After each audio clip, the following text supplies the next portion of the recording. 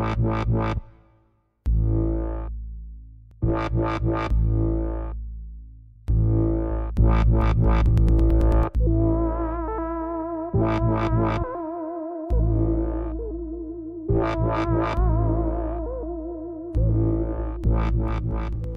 à tous, ici Petit Zombie et on se retrouve pour une vidéo unboxing en quelque sorte du nouvel Alienware 17R2 qui est sorti début 2015, le jour où Alienware l'a annoncé au CES 2015.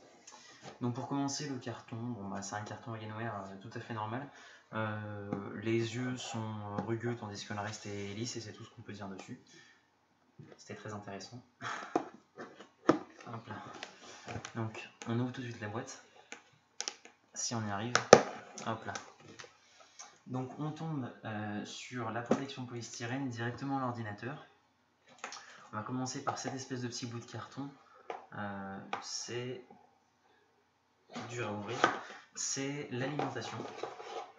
Donc c'est une alimentation Dell, c'est pas une alimentation Alienware avec le petit anneau lumineux vers l'embout. Donc c'est un peu dommage, mais à la limite c'est peut-être moins cher à changer, je sais pas.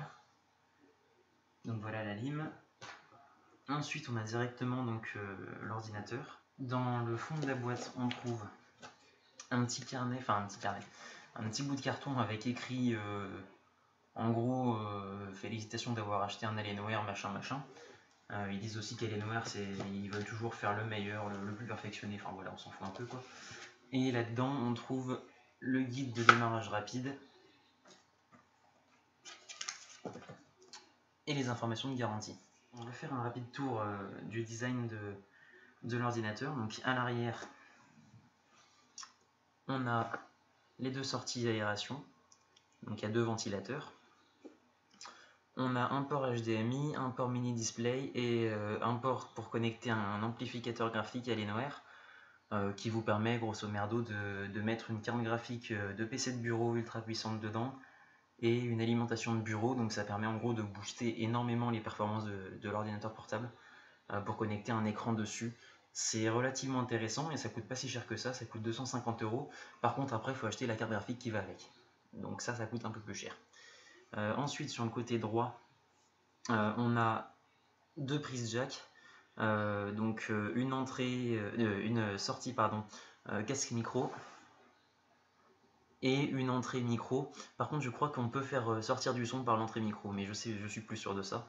Ensuite on a deux ports USB 3.0 dont un PowerShare, un port verrou et un port alimentation. Sur l'avant on a deux haut-parleurs, deux barres lumineuses sous les haut-parleurs. Et sur le côté gauche on a une prise RJ45 Ethernet et deux autres ports USB 3.0 ainsi qu'un lecteur de carte mémoire.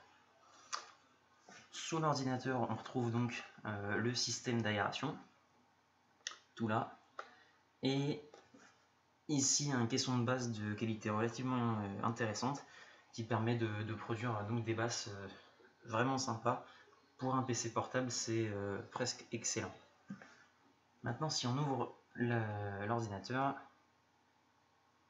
on retrouve un clavier tout à fait normal avec 9 jolies petites touches macro Alienware Tactics. Donc il y en a 5 ici et 4 là. On peut changer indépendamment du reste du clavier la couleur de celle-ci. Par contre celles-là sont liées à cette zone d'éclairage. On verra ça un tout petit peu plus tard quand on jouera un peu avec AlienFX. Je vais allumer l'ordinateur, je vais pas le laisser longtemps parce qu'il n'est pas en très bonne position. Enfin je vais le mettre là-dessus en fait. Je suis au métier à 4 pattes et l'ordi est lourd, c'est dur à porter. Hop là, je vais l'allumer pour vous montrer le rétroéclairage. Donc j'ai déjà ouvert il y a quelques jours, quand je l'ai reçu, il y a 3 jours je crois, la boîte. J'ai installé des jeux sur le PC, histoire de voir un peu les performances.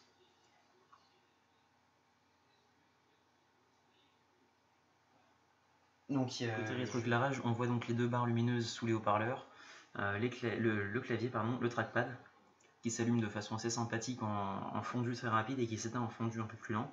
Donc ça c'est le logiciel qui permet de gérer tout ce qui est relatif aux exclusivités Alienware, donc le rétroéclairage AlienFX, les touches Alienware Tactics,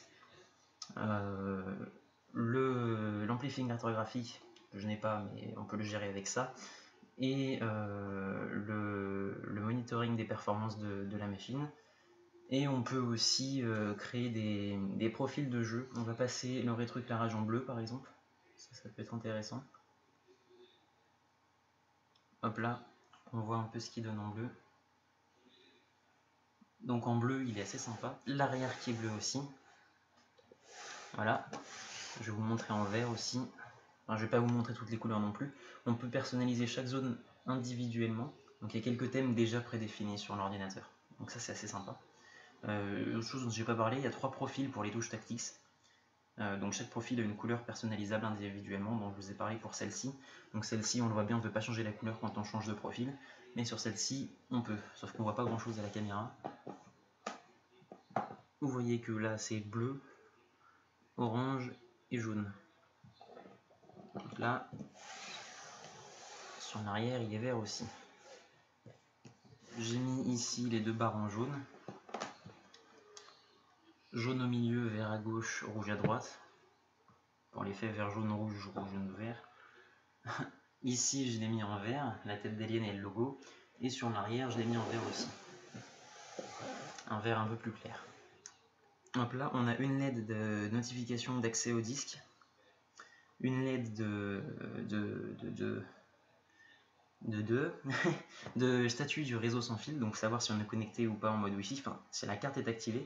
Donc là, si je désactive la carte avec FNF2, boum, je suis en mode avion, ça s'éteint. Si je désactive le mode avion, ça revient. On a une LED de notification de blocage des majuscules, de verrouillage des majuscules, pardon. Donc là, vous le voyez, c'est celle-ci. Et on a une autre chose très intéressante, celle du verrouillage numérique. Il y a mon bras devant, donc on voit plus rien. C'est relou. Hop là, elle est éteinte. Allumée, éteinte, allumée. Donc ça, c'est très pratique. Je pense pas qu'on voit grand chose d'intéressant avec cette caméra, mais bon, au moins vous aurez un aperçu des performances dessus. Donc je suis sur batterie, donc les performances sont censées être un peu moins importantes. Moi, ce que j'ai noté, c'est qu'il n'y avait pas une énorme différence entre le mode batterie et le mode branché. Là.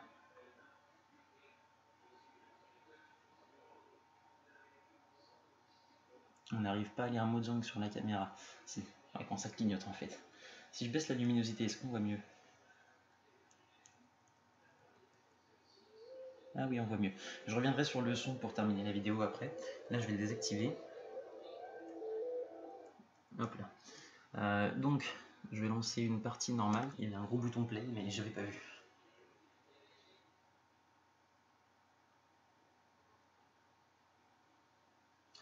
Hop là, mais c'est la nuit, c'est pour ça que je voyais rien. Je me disais, est-ce que le jeu est lancé ou pas? Donc si j'appuie sur F3, je suis à 124 FPS à peu près, avec les options graphiques à fond, sauf pour le rendu de distance, non, la distance de rendu, pardon, que j'ai mis à 16 chunks, donc l'équivalent de l'ancien phare, donc le plus loin avant. Mince, reviens toi, je viens de le désactiver.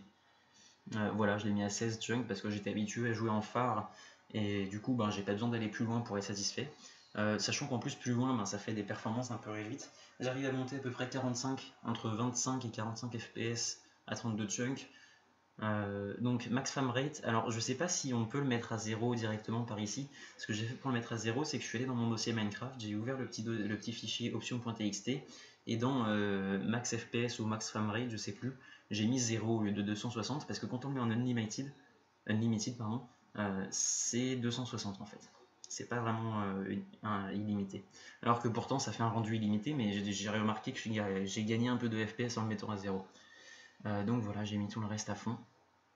J'ai désactivé la synchronisation verticale pour voir à combien je pouvais monter au maximum. Graphisme en fancy, éclairage maximum, nuage en fancy aussi, niveau de détail à 4. Les VBO, je vous conseille de l'activer, surtout si vous avez une carte Nvidia, parce que c'est une sorte de rendu OpenGL avancé. Du coup, les cartes Nvidia gèrent extrêmement bien ça. Donc je vous le conseille. Normalement, si je me mets à courir, je dois descendre à peu près à 90 fps ou 80, je sais plus. Non, je suis là toujours à 113. Comment on bouge dans ce jeu? Comme ça. 100 fps, 105, bon voilà. Je sais pas si vous le voyez à l'écran. Mince. J'ai mis des touches étranges parce que je joue avec la main gauche pour la souris. Donc du coup comme ça je peux ne pas avoir besoin de décaler le PC. On voit rien. Je vais mettre le jour. Hop là. Donc de jour je pense que vous voyez un petit peu mieux. Donc là on est dans une zone assez chargée en termes de personnes. Je suis à 60-75 fps sur batterie. Donc là je suis à 60. Si je vais dans une zone fermée, j'ai le doigt qui accroche un petit peu sur le pavé. Je vais changer de spécialisation parce que j'ai la flemme d'ouvrir mon sac. Hop là. Donc c'est sur officiel, hein. Sur serveur privé d'ancienne version, au niveau performance ce sera encore plus élevé forcément vu que il y a il y a des trucs au niveau graphique pardon, qui n'ont pas encore été réalisés sur les anciennes versions du jeu. Donc là vous voyez que c'est descendu un peu au niveau FPS parce qu'il y a plus de monde devant moi. Hop là. Je suis à 45 maintenant. Mais Ashran, là, la zone où je suis, c'est à peu près la zone où il y a le plus de joueurs en général. Donc dans mon fief, dans ma petite maison, en général, je peux monter à peu près 110-120 fps. Pour vous parler du son, comme je l'ai dit au début de la vidéo sur l'aspect design du PC, il y a un caisson de basse à l'arrière, enfin en dessous, pardon, pas à l'arrière, qui produit un son vraiment excellent. Les basses sont de très très bonne qualité avec ce caisson-là. Enfin, je pense pas que vous ayez une très bonne idée de la qualité du son avec cette caméra-là. Mais... vous voyez le clavier qui devient complètement fou.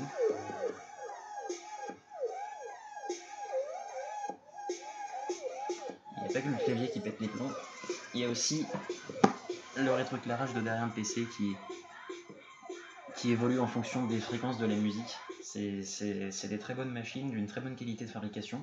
Au niveau des matériaux, on a un truc très résistant et très agréable à toucher, qui ne se salit pas trop.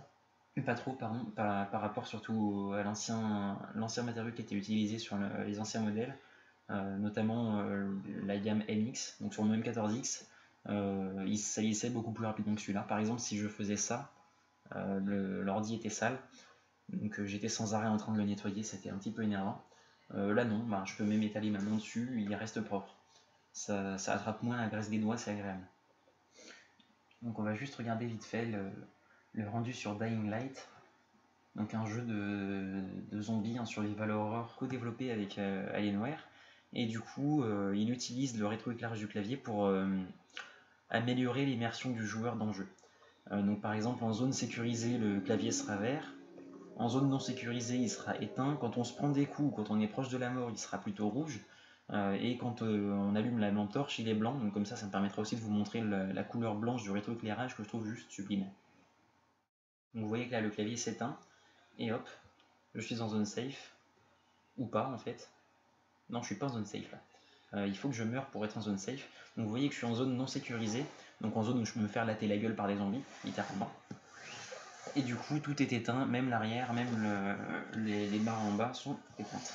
Donc je vais essayer de mourir rapidement. C'est dur de jouer l'envers. Hop là, donc vous voyez que le jeu ne rame pas, et il est quasiment à fond. La render distance, c'est le seul paramètre avec les ombres qui sont pas à fond. Je peux mettre les ombres à fond concrètement. La render distance, je crois qu'il est à 40%, mais je la mettais quand je jouais au début pour tester un peu les perfs, je la mettais à fond. Donc je vais la mettre à fond ici. Donc on descend à entre 25 et 35 fps quand même. Donc c'est pas non plus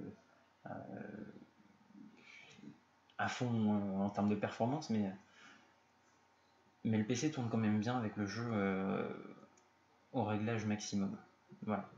Donc là je suis sur batterie, donc je perds encore 5 à 6 fps, peut-être même 10, je sais pas. J'avais remarqué ça surtout sur ce jeu, que les performances sont réduites, mais sur les autres jeux elles sont un peu moins réduites. Mais de toute façon c'est tout à fait normal parce que la batterie ne peut pas fournir la même alimentation que le secteur. Allez, des zombies s'il vous plaît. Ça va m'énerver si je trouve pas de zombies. Si je tape là-dessus, est-ce que ça va les attirer? Ah, il y en a juste en face. Venez. Vous pourrez peut-être pas monter là-dedans. Et non. Je sais plus comment s'appelle le personnage. Ah bah si, il est en train de... D'accord, le zombie s'est rétamé dedans. Il vient de taper. Voilà, je vais le laisser me tuer.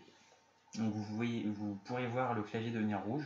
Mais lol, zombie qui s'est rétamé devant moi. Tiens, prends-toi un coup juste pour t'humilier un peu. Non, un coup sur un zombie. J'ai eu peur de le tuer en fait. On dirait des espèces de limaces, ces zombies tout blancs là. Non mais mec, je suis devant toi, tu vas peut-être me taper correctement. Donc vous voyez que le clavier est devenu rouge, et hop là, et il reste après légèrement rouge pour signifier qu'on perd de la vie, on continue. Enfin, on a la vie qui descend. Donc là, je vais bientôt mourir. Je suis mort. C'était très compliqué. Et donc là, je vais réapparaître en zone sécurisée, et donc le clavier devrait être vert. Sauf si je ne réapparais pas en zone sécurisée, ce qui me ferait chier parce que ça veut dire qu'il faut que je fasse une... Voilà, ouf, génial. Donc je suis en zone sécurisée, le clavier est vert, c'est merveilleux, et même l'arrière, c'est vert aussi.